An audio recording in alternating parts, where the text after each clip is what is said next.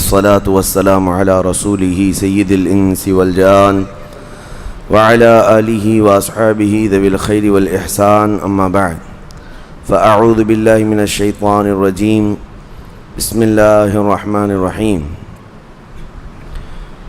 يا أيها الذين آمنوا إذا نودي للصلاة من يوم الجمعة فاسعوا إلى ذكر الله وذروا البيع ذلكم خير لكم إن كنتم تعلمون صدق اللہ مولانا العظیم۔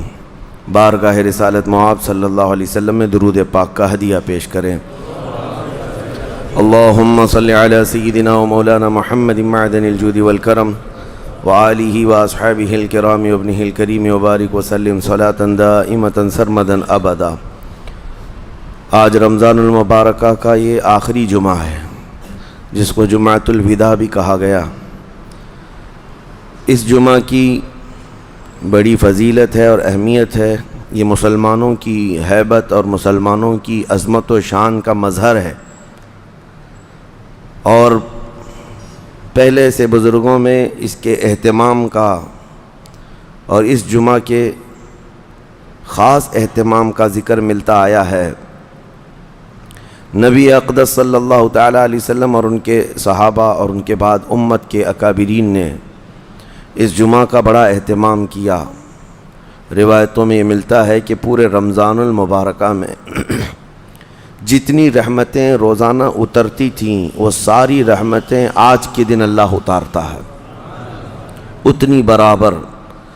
اور نبی اکرم صلی اللہ علیہ وسلم کی ایک حدیث میں یہ بھی ہے کہ اس کی ساعتیں یعنی دن اور رات ملا کر 24 گھنٹے ہوتے ہیں، ان میں سے کوئی گھنٹہ ایسا نہیں ہے جس میں ہر لمحے اللہ کریم 6 لاکھ لوگوں کو جہنم سے آزاد فرماتا ہے۔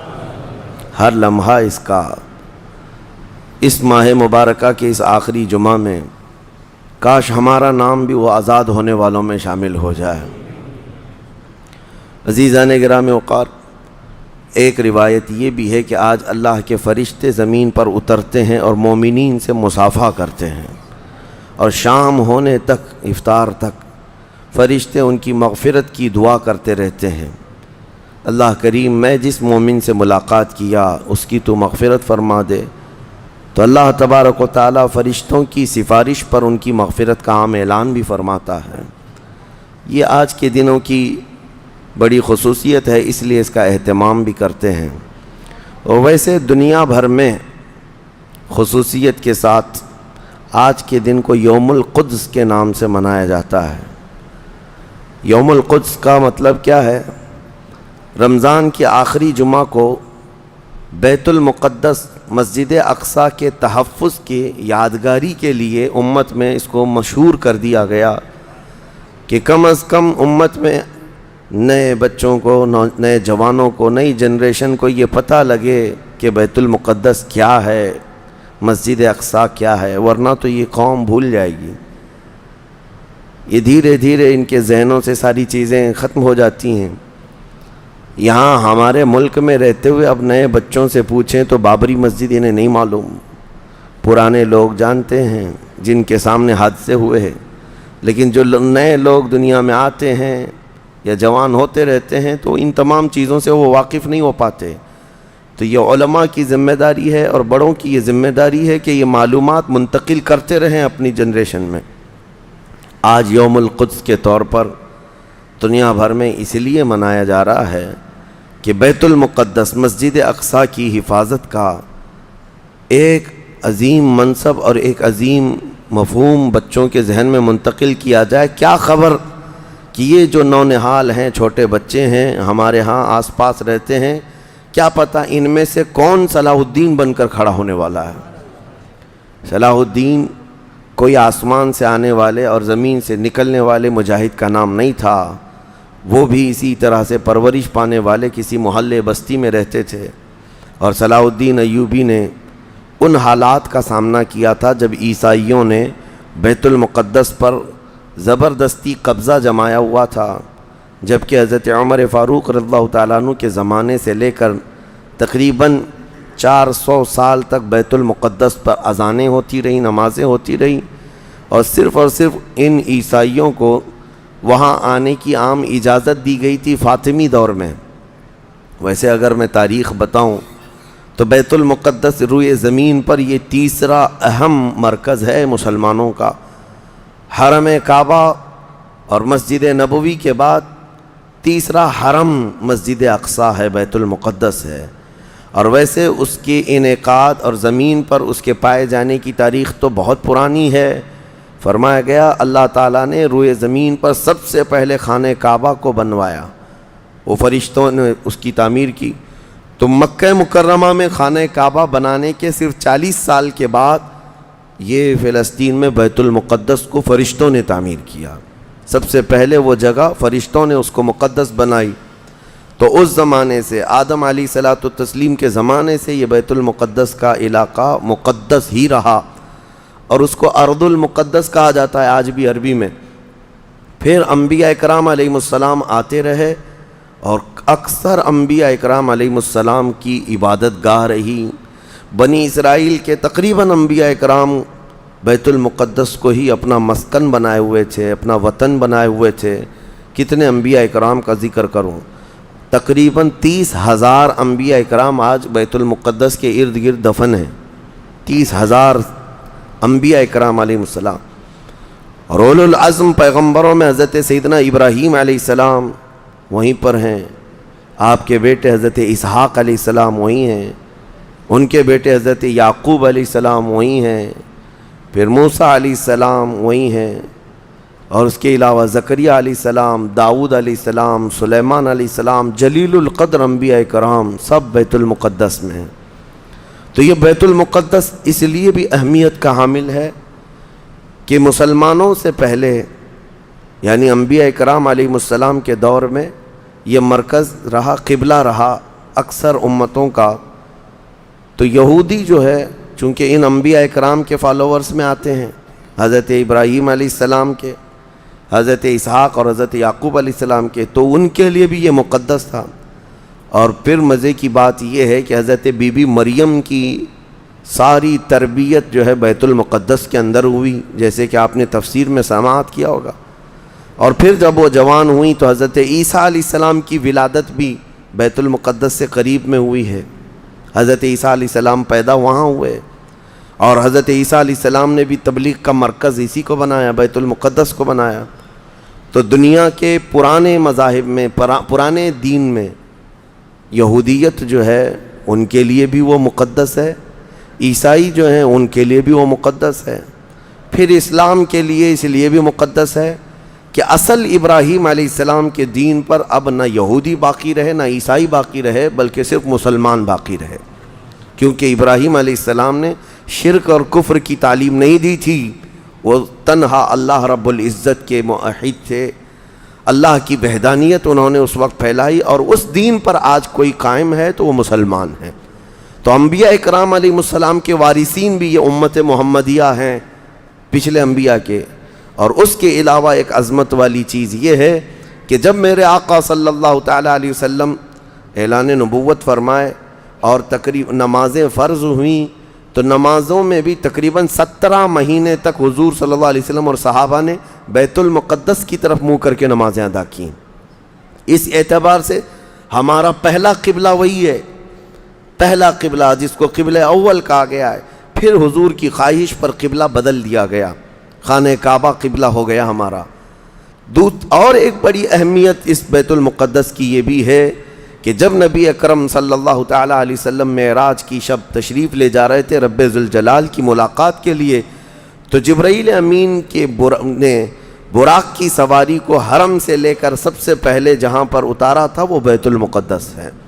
بیت المقدس جہاں پر آج بھی وہ جگہ باقی ہے جہاں رسول کریم صلی اللہ تعالیٰ علیہ وسلم کی سواری براق کو باندھا گیا تھا، اور حضور نے اندر جا کر 1,24,000 کم و بیش نبیوں کو حضور نے امامت فرمائی تھی۔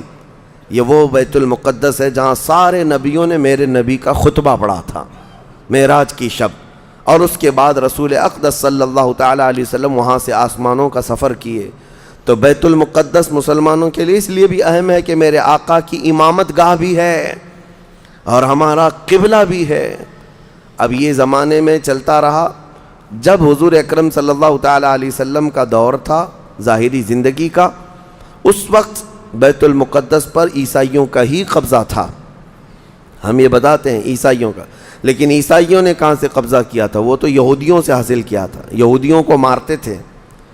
اتنی خطرناک جنگیں ہوتی تھیں عیسائیوں میں اور یہودیوں میں کہ بیت المقدس میں خون خرابہ یہ آج کی تاریخ نہیں ہے، بہت پرانی تاریخ ہے. ٹائٹس نام کا ایک عیسائی بادشاہ جس نے پورے بیت المقدس کی اینٹ سے اینٹ بجا دی تھی، اور اس نے جتنے یہودی وہاں پر آباد تھے سب کو قتل کروا دیا تھا. پھر عیسائیوں کا قبضہ ہوا تھا. کتنے بڑے بڑے عیسائی بادشاہ آئے اور انہوں نے وہاں پر سوائے ظلم کے اور کچھ نہیں کیا بیت المقدس میں. یہ تو ان کی تاریخ چلتی تھی عیسائیوں کی، یہودیوں کی. یہودیوں سے کئی مرتبہ بیت المقدس لے لیا گیا اور عیسائی جھنڈا وہاں لہرایا گیا. کئی 100 سال تک عیسائیوں نے یہودیوں کا داخلہ بھی بند کر رکھا تھا کہ کوئی یہودی پھٹکنے بھی نہ پائے. بیت المقدس تو چھوڑیں، یروشلم میں فلسطین میں کسی یہودی کی انٹری نہیں تھی. عیسائیوں کا جب غلبہ تھا تو یہ کئی زمانے تک چلتا رہا. اصل یہاں پر کیا تھا وہ میں آپ کو بتا دوں. یہ بیت المقدس کا مسئلہ آپ کو سمجھنا اس لیے بھی ضروری ہے کہ آج پوری دنیا میں یہ ایک سب سے بڑا ایشو کیوں ہے. اس کی بنیاد یہ ہے کہ حضرت آدم علیہ السلام کے بعد سے وہ جگہ مقدس تھی، فرشتوں کی تعمیر کی ہوئی. لیکن جب حضرت داؤد علیہ السلام تشریف لائے تو آپ نے، چونکہ آپ کی حکومت تھی اس وقت، آپ بادشاہ تھے، آپ نے ایک مسجد تعمیر کرنے کا حکم دیا. لیکن آپ کے زمانے میں وہ کام نہ ہو سکا تو اپنے بیٹے حضرت سلیمان علیہ السلام کو انہوں نے حکم دیا. سلیمان علیہ السلام بادشاہ بھی ہوئے اور داؤد علیہ السلام کی کرسی پر بھی فائز ہوئے، اور وہ نبی بھی تھے، رسول بھی تھے، امت بھی تھی آپ کی. اور سلیمان علیہ السلام کو تو اللہ تعالیٰ نے ایسی طاقت دی تھی کہ وہ ہواؤں پر بھی حکومت کرتے اور جنات پر بھی حکومت کرتے. تو سلیمان علیہ السلام نے کام شروع کیا. یہ وہ جگہ تھی جہاں موسیٰ علیہ السلام عبادت کیا کرتے تھے. اس جگہ پر سلیمان علیہ السلام نے ایک مسجد بنانے کا حکم دیا اور یہ جنات بنانا شروع کرتے ہیں. اس کا ذکر قرآن پاک میں بھی موجود ہے. حضرت سلیمان علیہ السلام نے جب پورا ڈیزائن دیا کہ اس طرح سے بننا ہے تو پھر جنات تعمیر کرتے رہے اور جنات اتنا خوف کھاتے تھے سلیمان علیہ السلام سے کہ وہ ایک لمحہ بھی حضرت سلیمان علیہ السلام سے غافل نہیں ہوتے یا حکم عدولی نہیں کرتے. ہوا یہ کہ کام ابھی کمپلیٹ نہیں ہوا تھا کہ سلیمان علیہ السلام کا انتقال ہوا تو جنات بھاگ جاتے. لیکن اللہ کی مصلحت، حضرت سلیمان علیہ السلام لکڑی لے کر یوں کھڑے رہتے تھے، اپنا عصا لے کر کے کھڑے رہتے تھے اور کام دیکھتے رہتے تھے. جب تک سلیمان علیہ السلام کھڑے ہیں تیزی سے جنات بڑے بڑے پتھر لاتے تعمیر کرتے رہتے تھے. انتقال ہوا سلیمان علیہ السلام کا اور آپ ایسے ہی کھڑے رہ گئے. آپ کے کھڑے کھڑے وفات ہوئی ہے. اور اس طرح سلیمان علیہ السلام کی وفات کو سالوں گزر گئے لیکن آپ وہاں سے ہٹے نہیں کیونکہ کام چل رہا تھا. قرآن میں ہے، اللہ تعالیٰ فرماتا ہے جب لکڑی کو دیمک کھا گئی، کتنے سال گزر گئے ہوں گے. حضرت سلیمان علیہ السلام یوں ہی کھڑے تھے. ارے عام دوسرے لوگوں کی موت تو چھوڑو، نیند میں کھڑا ہو کر کے دکھائے. وہ اللہ کے نبی تھے کہ انتقال کے بعد بھی وہ کھڑے رہے. روایتوں میں کئی سالوں تک، 10 سالوں تک آپ کھڑے رہے. اور اس کے بعد دیمک کھا گئی لکڑی کو تو لکڑی ٹوٹ گئی. تب سلیمان علیہ السلام زمین پر آ گرے. جنات اسی وقت جان گئے کہ یہ تو انتقال کر گئے ہیں. تب تک بیت المقدس کا کام کمپلیٹ ہو گیا تھا، جنات بھاگ گئے سب. یہ تعمیر، اس کو اصل میں بیت المقدس نہیں کہا جاتا تھا اس وقت، یہ ہیکل سلیمانی. یہ یہودیوں کے عقیدے کے اعتبار سے فرسٹ ٹیمپل ہے، پہلا مندر یا پہلی مسجد جو بھی ہے مقدس تھی. یہ ہیکل سلیمانی جو سلیمان علیہ السلام نے جنات سے بنایا تھا، اور سلیمان علیہ السلام کی کرسی جہاں لگتی تھی اس وقت حضرت سلیمان علیہ السلام نے جنات اور سرکش لوگوں سے اور جادوگر لوگوں سے سب چیزیں جادو کی چھین کر اپنی کرسی کے نیچے دفن کر دیا تھا. سب ختم کیا تھا کہ کوئی جادو ٹونا یہ سب چیزیں نہ ہوں، کیونکہ یہودی جادو کے پیچھے بہت بھاگتے تھے، صرف جادو میں ہی دن رات۔ آپ نے سب دفن کیا اور اس کے بعد آپ کے انتقال کے بعد سالوں بیتے اور اسی طرح سے رہے۔ لیکن پھر یہ ہیکل سلیمانی کو ایک بادشاہ آیا جو عراق کا رہنے والا تھا، اس کی یہودیوں سے دشمنی تھی، اس نے ایسا حملہ کیا کہ پورے ہیکل کو توڑ ڈالا، یعنی جو جنات کا بنایا ہوا تھا اس کو مکمل طور سے مسمار کر دیا۔ ایک دیوار باقی رہ گئی، ایک دیوار باقی رہ گئی، جہاں جا کر کے آج یہ یہودی روتے ہیں، دیوار گریا اس کو کہتے ہیں۔ وہ اس زمانے کی ایک باقی رہ گئی، باقی پورا ہیکل گرا دیا۔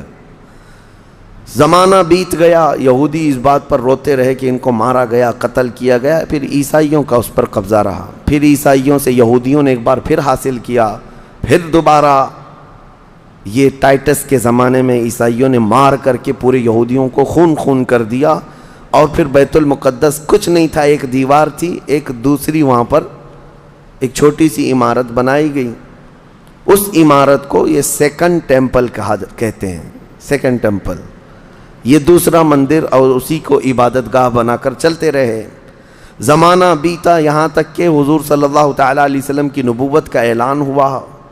پھر اس کے بعد 23 سال گزرے، پھر آپ کی وفات کے بعد صدیق اکبر کا زمانہ آیا، پھر سیدنا عمر فاروق کا زمانہ آیا۔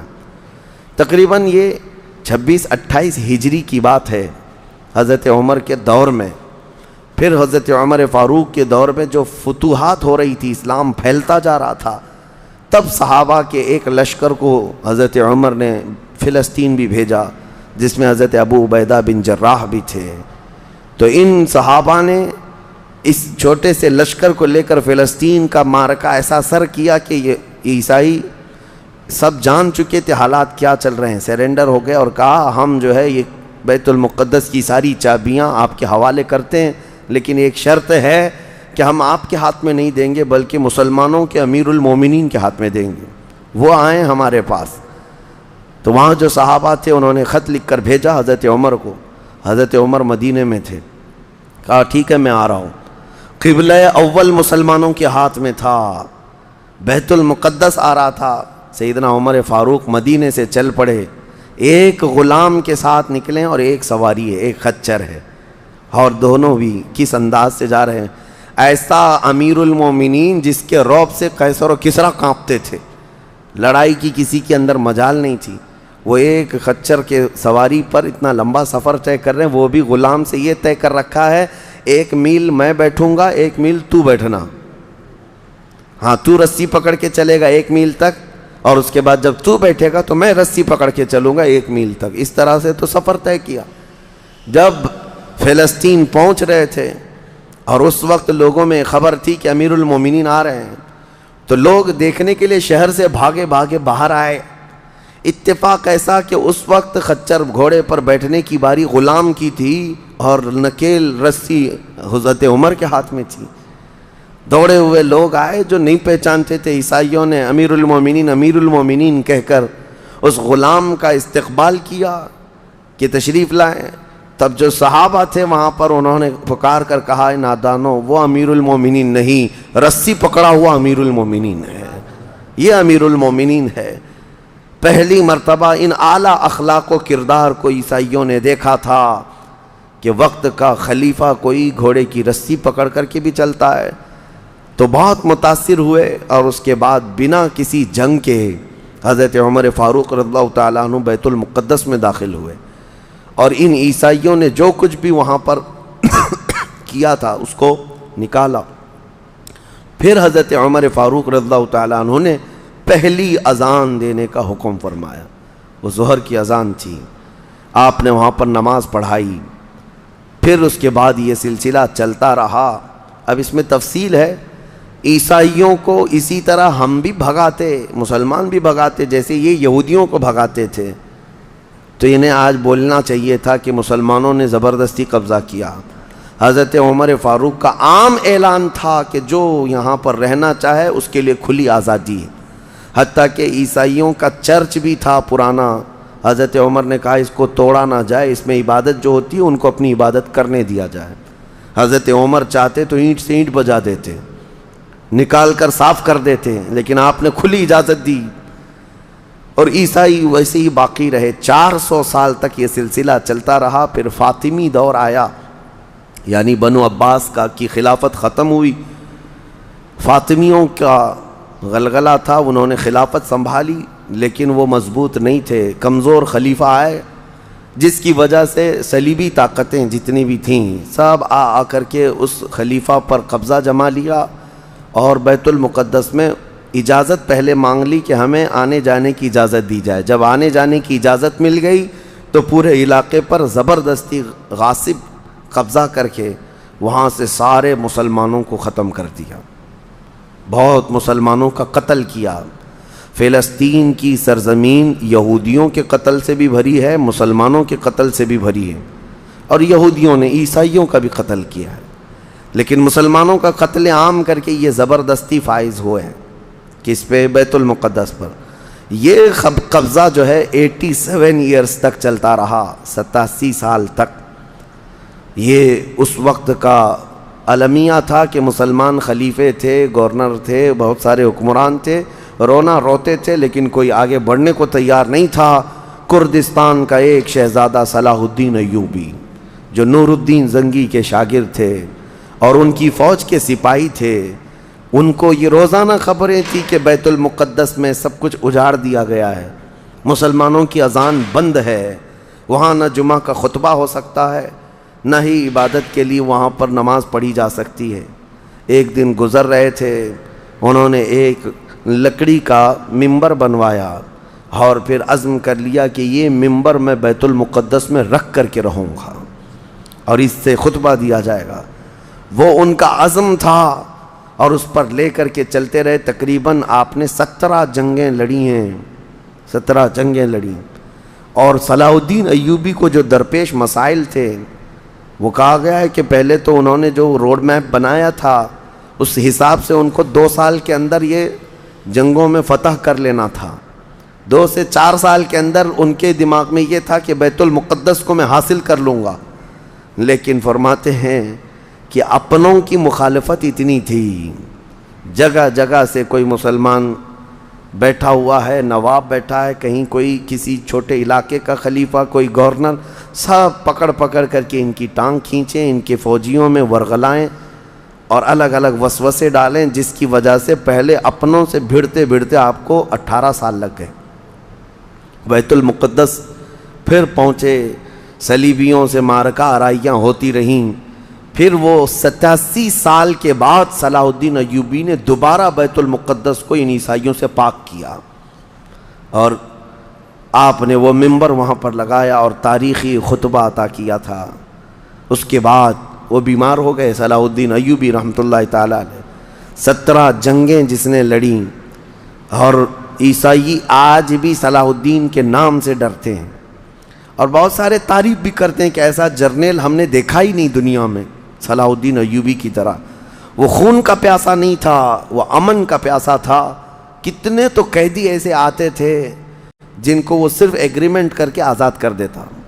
عیسائی اس بات پر آج بھی اقرار کرتے ہیں کہ جنگوں میں قید جو ہونے والے کو کوئی چھوڑتا نہیں ہے، لیکن صلاح الدین ایوبی ایک نہیں لاکھوں لوگوں کو آزاد کیا ہے، 1000 بھی نہیں، لاکھوں لوگوں کو آزاد کیا ہے صلاح الدین ایوبی رحمۃ اللہ تعالیٰ علیہ۔ اللہ ان کی تربت پر کروڑوں رحمتیں نازل فرمائے۔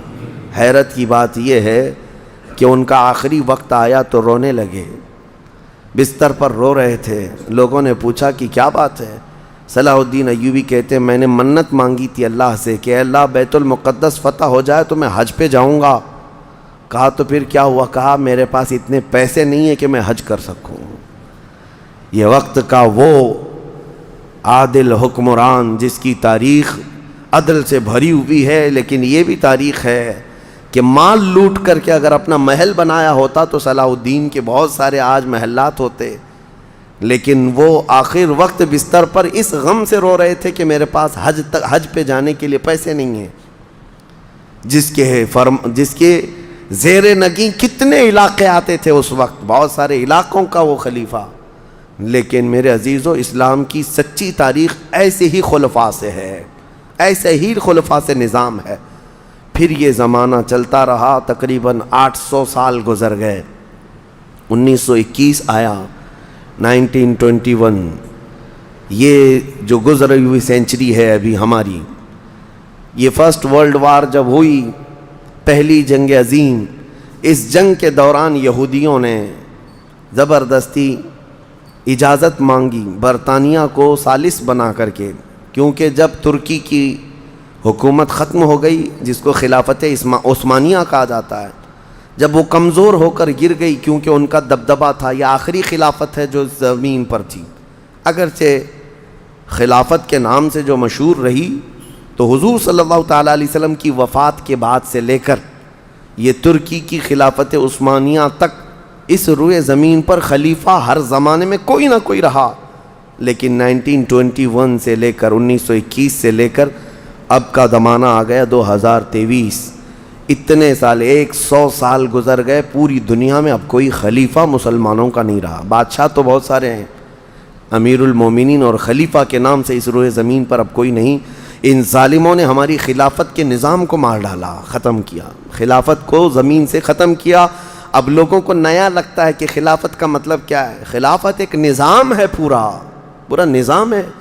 جب ڈیموکریسی ایک نظام ہے، کمیونزم ایک نظام ہے، تو اسی طرح سے خلافت جو ہے میرے مصطفیٰ کے نظام کا نام ہے۔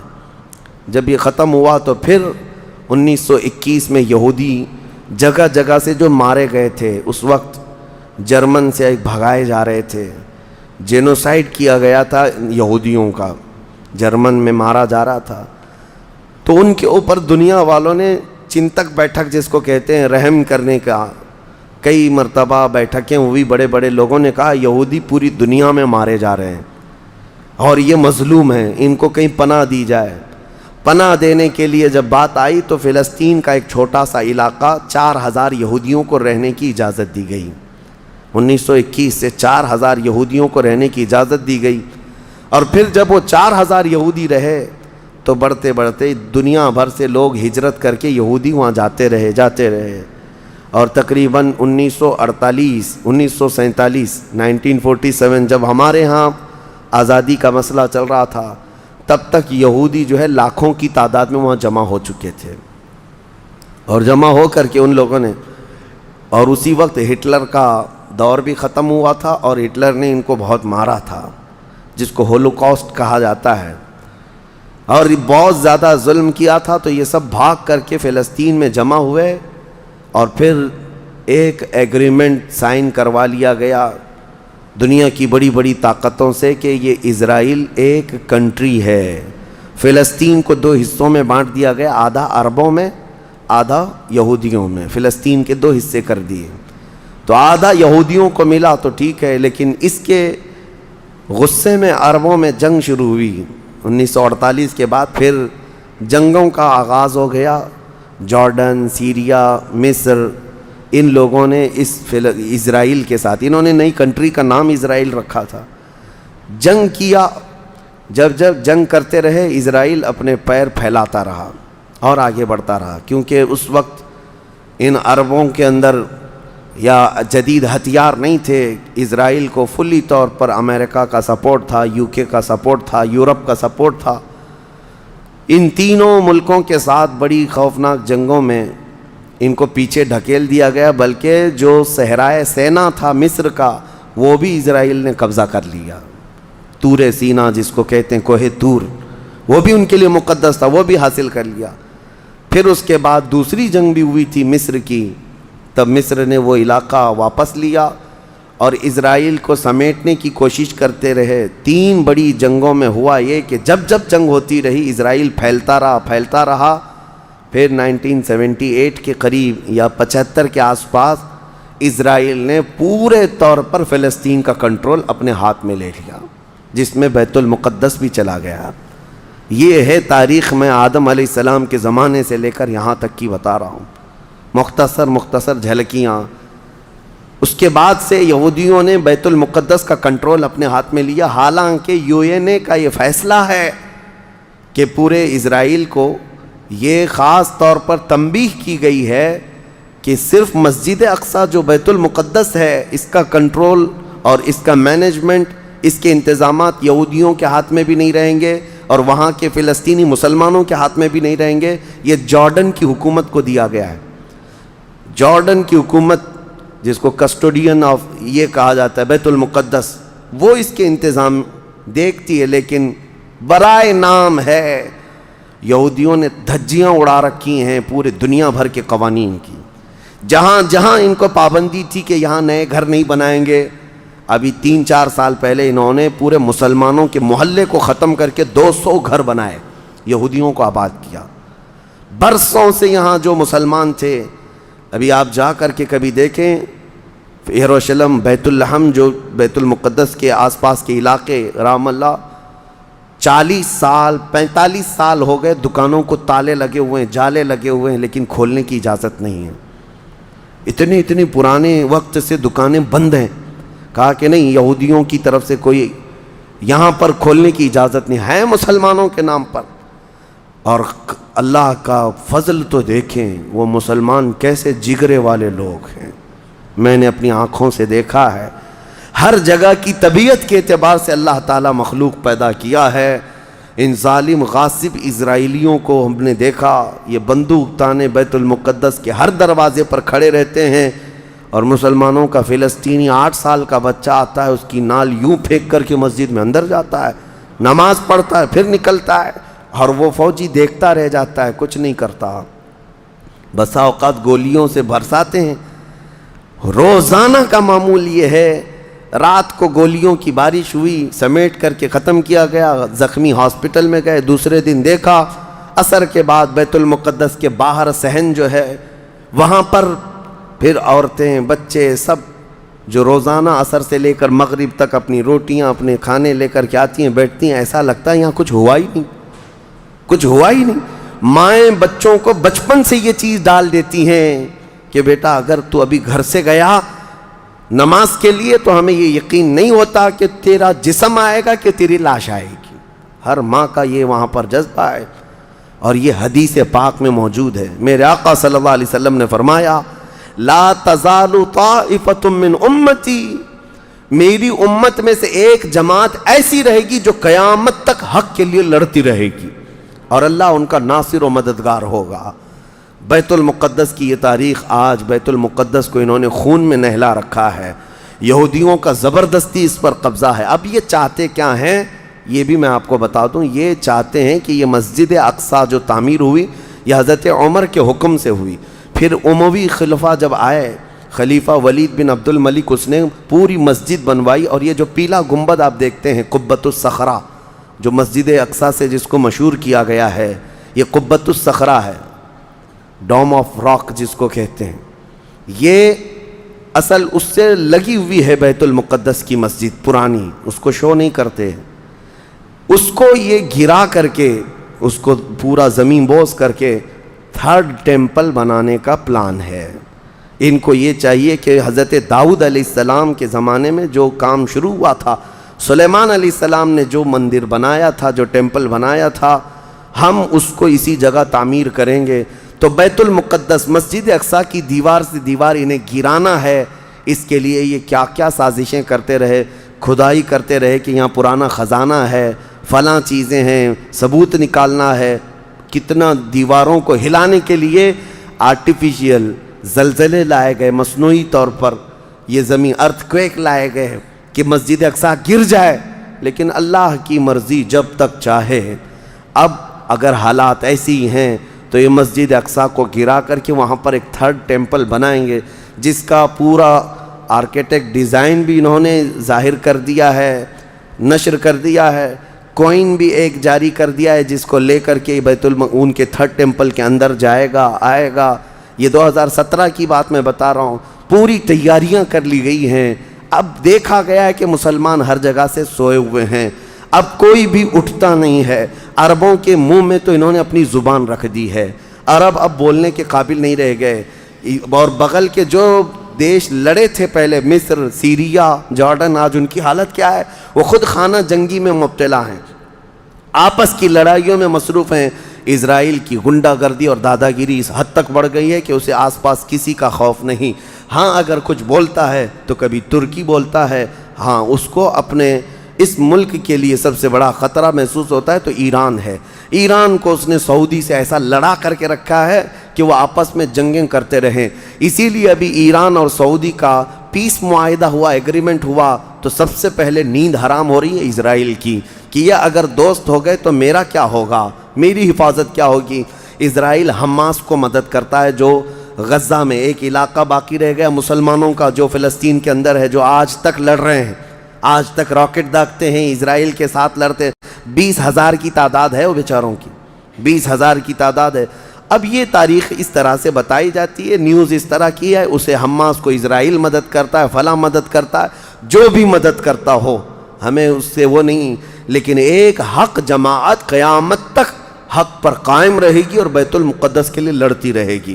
پھر وہ دن آئے گا جب میرے آقا صلی اللہ تعالیٰ علیہ وسلم کی حدیث پاک ہے، خراسان سے ایک جماعت نکلے گی، خراسان سے ایک جماعت نکلے گی۔ خراسان پہلے کے دور میں رشیا کا کچھ حصہ، افغانستان کا کچھ حصہ، ایران کا کچھ حصہ، ایک پورا بڑا نقشہ ہے، اس کو پرانا خراسان آپ دیکھیں گے۔ خراسان سے ایک جماعت نکلے گی، ان کے ہاتھ میں کالے جھنڈے ہوں گے۔ میرے آقا نے فرمایا وہ اتنی تیزی سے نکلیں گے کہ دنیا کی بڑی سی بڑی طاقت ان کا راستہ نہیں روک سکے گی، اور وہ سیدھے جھنڈے لے جا کر کے بیت المقدس میں نصب کریں گے، اور پھر اسلام کا پرچم وہاں سے بلند کیا جائے گا۔ یہ قیامت کے قریب ہونا ہے۔ اب میں اس بات پر اپنی گفتگو ختم کرتا ہوں۔ دعائیں تو ہیں کہ اللہ تعالیٰ بیت المقدس کو آزاد کرے، لیکن یہودی جتنے دن ناچتے رہیں گے، دندناتے رہیں گے، ایک دن آنا ہے دنیا اوپر سے نیچے ہو جائے، نیچے سے اوپر ہو جائے، مگر میرے مصطفیٰ کا فرمان ہو کر رہے گا انشاءاللہ، اور غلبہ اسلام آ کر رہے گا۔ آج یوم القدس کے طور پر پوری دنیا میں یہ بات منائی جا رہی ہے۔ میں بچوں میں یہ انفارمیشن نقل کرنا چاہتا ہوں کہ بچوں یاد رکھو ہمارا بیت المقدس سے کیا رشتہ ہے، ہمارا کیا تعلق ہے، اور ہمارے لیے وہ کتنی عظمت والی جگہ ہے۔ اس لیے کہ آپ ہندوستان میں ہیں، دور دراز ہیں، کہیں پر بھی ہیں، لیکن روحانی رشتہ تمہارا جب مدینے سے جڑا ہے تو مدینے کے آقا کے فرمان سے بھی جڑا ہوا ہے۔ اللہ کریم ہم سب کو بیت المقدس کے محافظین میں شامل فرمائے۔ قیامت کے قریب امام مہدی کی فوج میں اللہ تعالی ہمارا شمول فرمائے۔ کریم خدا بیت المقدس کو تو آزاد فرما دے، یہودیوں کے چنگل سے اسے آزاد کر دے، فلسطین کے نونہال نہتے بچوں پر مولا تو رحم فرما دے۔ اے کریم خدا ان کے لیے امن و امان والی عید عطا فرما دے، اس رمضان کو مولا ان کی ہاں خوشحالیاں عطا کر دے۔ اے کریم خدا شام، عراق، یمن اور دیگر ممالک اسلامیہ جہاں پر مسلمانوں کی حالتوں کو زار زار کیا گیا ہے، اے رب قدیر اس ماہ مبارکہ کے صدقے ان سب پر فضل فرما دے۔ تیرے حبیب کی امت کو مولا عزت و وقار عطا فرما دے۔ وصلی اللہ تعالی علی خیر خلق محمد وآلہ واصحابہ اجمعین، وآخر دعوانا ان الحمد للہ رب العالمین۔